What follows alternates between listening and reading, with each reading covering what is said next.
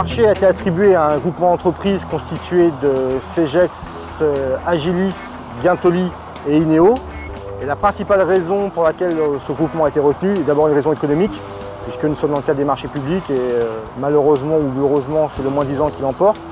On nous a aussi attribué le marché pour des raisons de compétences. C'est-à-dire que ce soit en Ile-de-France ou plus particulièrement en 95, Cegex avait une bonne image de marque et de bonnes références en termes d'écran anti-bruit et de réalisation de génie civil.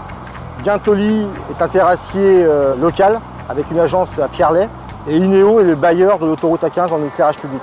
Toutes ces circonstances ont fait que le groupement a pu présenter un bon mémoire technique, un bon niveau de prix et a pu satisfaire la demande du client.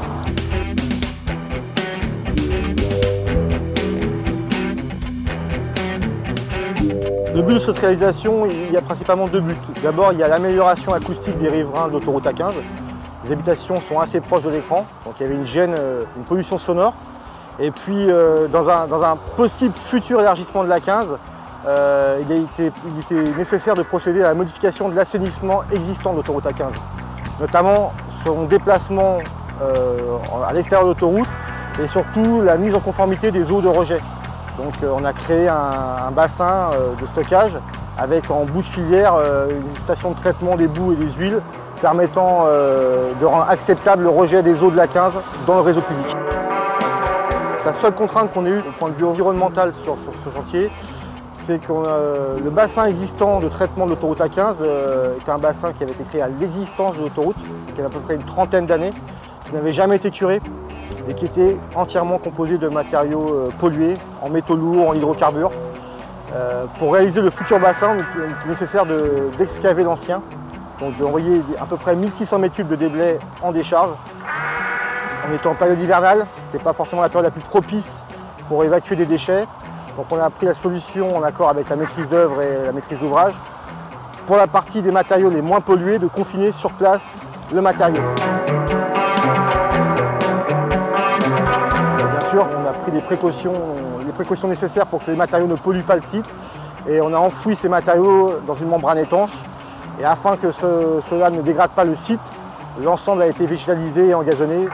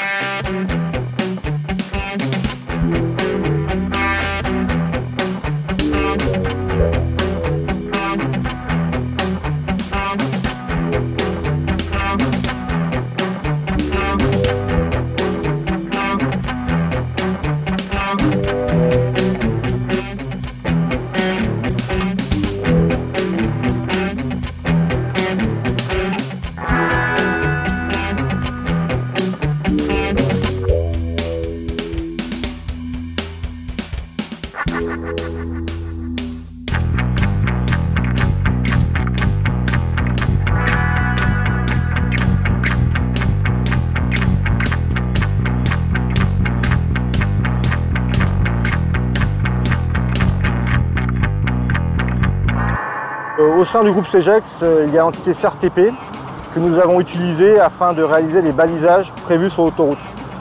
Plutôt que d'aller chercher à l'extérieur des compétences que nous avions en interne, nous avons fait accepter aux membres du groupement que nous pouvions réaliser ce type de travaux. Et la mise en place des balisages journaliers et la signalisation journalière sur autoroute a été réalisée par la filiale du groupe CERSTP.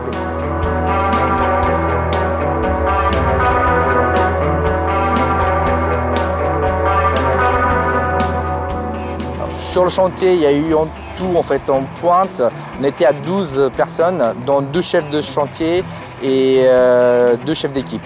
On a eu besoin d'un matériel spécifique pour la pose de murs préfa, donc de type chapsol.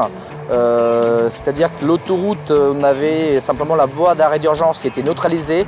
Donc pour la pose de ces panneaux-là, impossible de mettre en station une grue mobile. Donc on a dû faire appel à une pelle à chenille 34 tonnes pour nous poser ce type d'éléments.